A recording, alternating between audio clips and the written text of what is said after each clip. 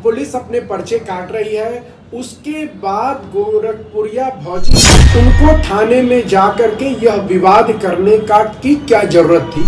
जो रिंकी निषाद है, जो गोरखपुरिया भौजी के नाम से कुख्यात या विख्यात है, तो ये जो धाराएं उनके ऊपर लगी हुई है, देखिए 147 जो धारा वो बलवा करने की धारा है और अपराध का षड्यंत्र करके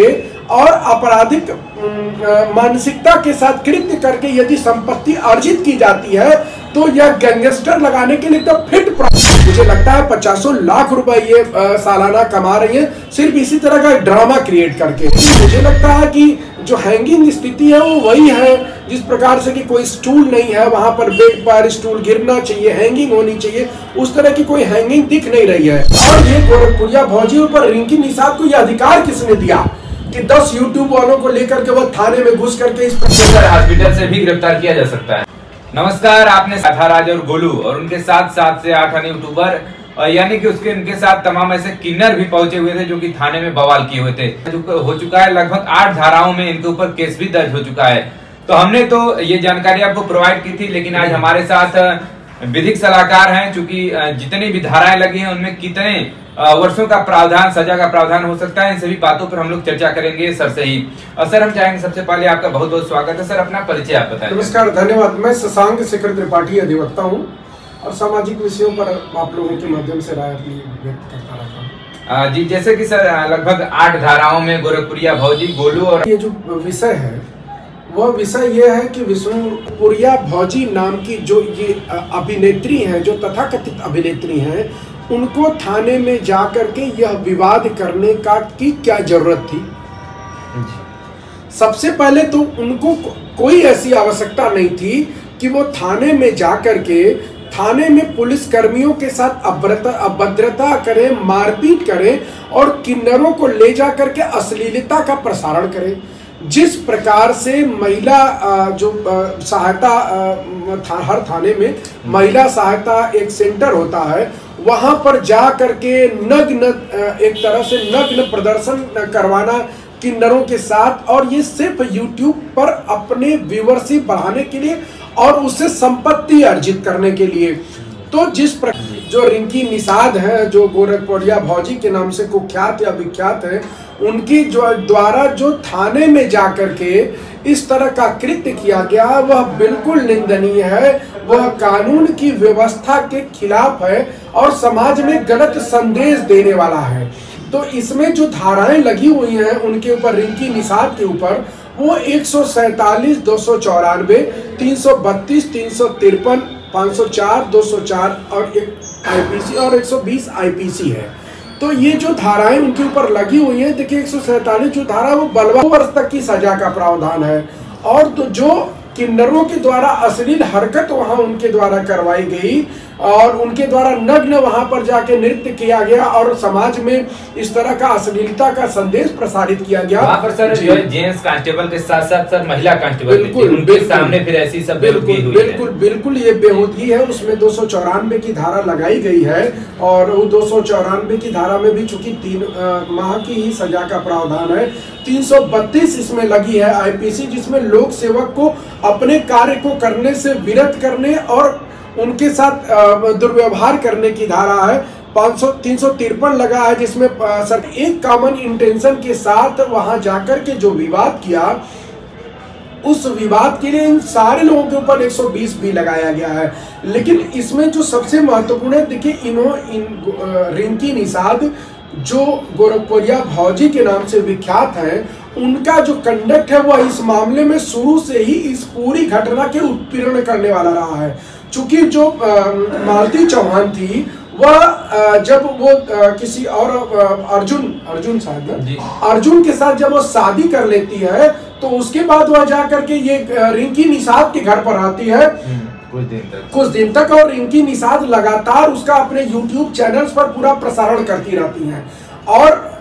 उसमें वो मालती चौहान कहीं भी यह बात नहीं कहती है कि उसके पति के द्वारा उसका दहेज के लिए कोई उत्पीड़न किया जा रहा था या कोई उसको उत्पीड़ित किया जा रहा था। लेकिन उसके बावजूद गोरखपुरिया भौजी उर्फ रिंकी निषाद के द्वारा जिस प्रकार से मालती चौहान की मृत्यु के बाद षड्यंत्र करके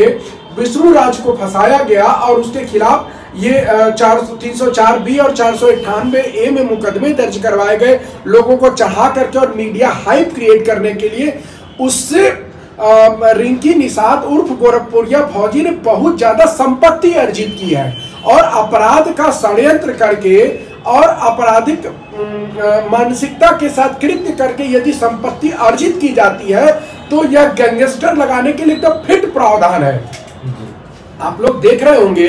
गैंगस्टर लगा करके सरकार संपत्तियों को कब्जा कर रही है और संपत्तियों की कुर्की कर रही है। तो उनके द्वारा जो षड्यंत्र के तहत यह संपत्ति अर्जित की गई व्यूवरशिप बढ़ाने के लिए और इससे वह लगातार यूट्यूब से काफी सुर्खियां बटोर रही है और काफी संपत्ति अर्जित कर रही है रिंकी निषाद। तो मुझे लगता है इस मामले में सरकार निश्चित तौर पर इनके ऊपर गैंगस्टर भी लगाएगी और इनकी गिरफ्तारी तो चूंकि इन धाराओं में अगर गिरफ्तारी होती भी है तो मजिस्ट्रेट साहब के यहाँ से लोकल जो सीजीएम साहब के अदालत में पेश होगा तो वहां से इनको जमानत मिल जाएगी। गोलू की हो चुकी है, अभी गोरखपुरिया की हुई है और तो निश्चित तौर पर इस मामले में पुलिस कुछ और धाराएं बढ़ाई होगी या बढ़ा रही होगी और इन सारे लोगों को जेल भेज करके मैं आपको बता रहा हूँ 2-3 दिन में आप देखेंगे इनके ऊपर गैंगस्टर की कार्रवाई हो रही है क्योंकि इनके द्वारा इसी तरह के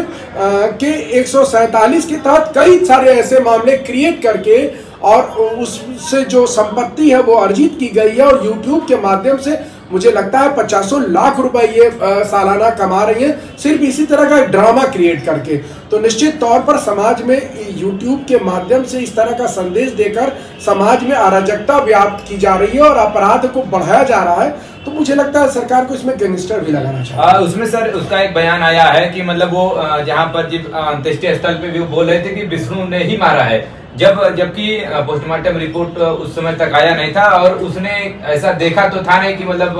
विष्णुराज नहीं मारा, लेकिन वो ऐसा कह रही थी। तो इसके पीछे क्या कारण हो सकता है सर? देखिए मैं आपको बता रहा हूँ ना, उनका उद्देश्य रिंकी निषाद उर्फ गोरखपुरिया भौजी का उद्देश्य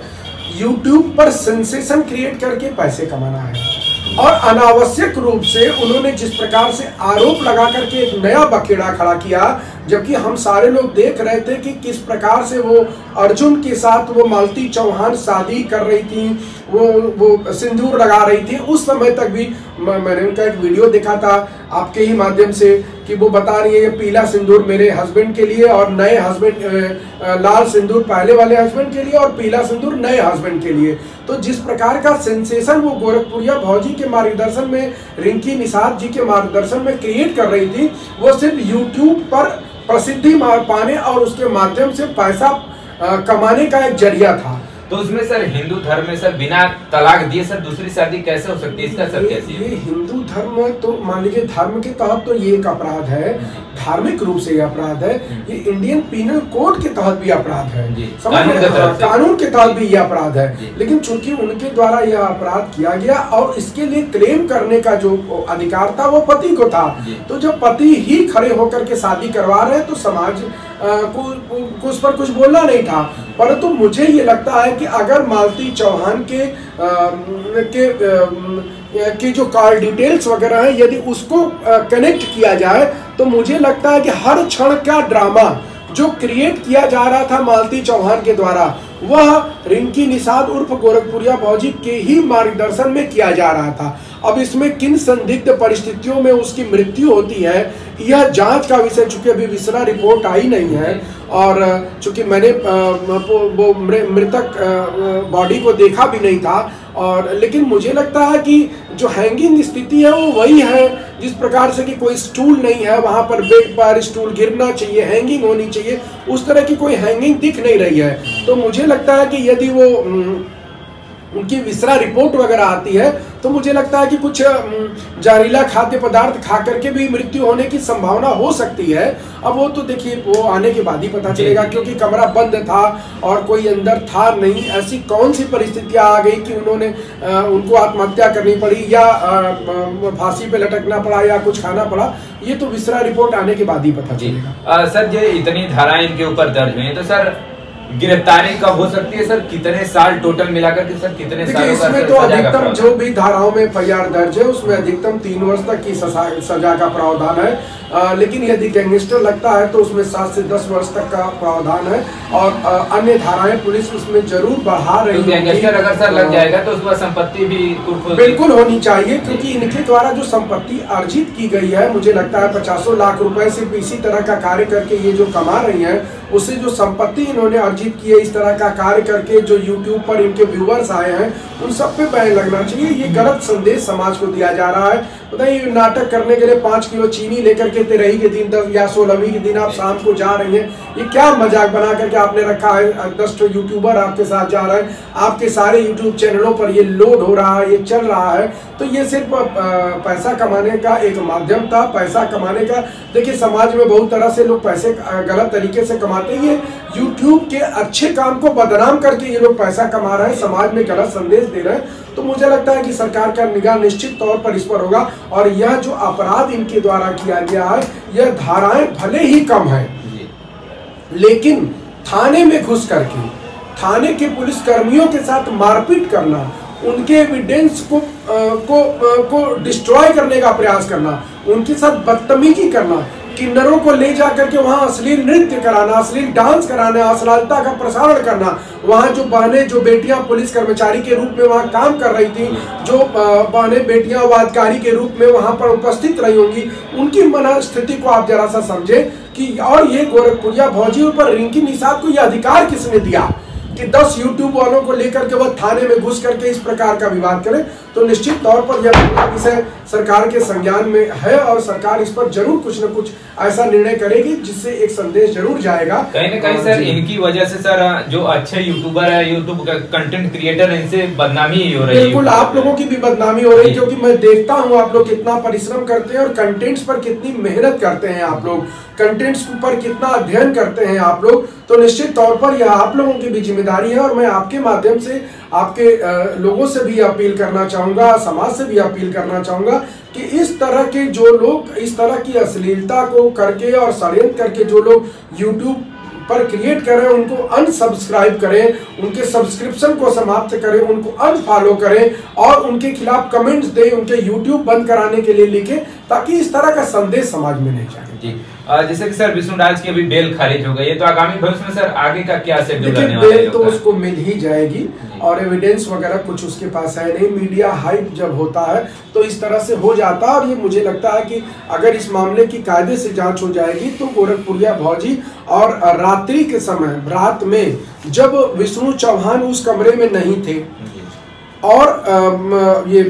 मालती चौहान फांसी लगा के या कुछ भी करके जो मरने का प्रयास कर रही है या मृत्यु की ओर जा रही है उनकी मनस्थिति में, तो उस दरमियान मालती चौहान ने किन लोगों से मोबाइल पर बात की है, यदि पुलिस इसको जरूर इन्वेस्टिगेट कर रही होगी और वो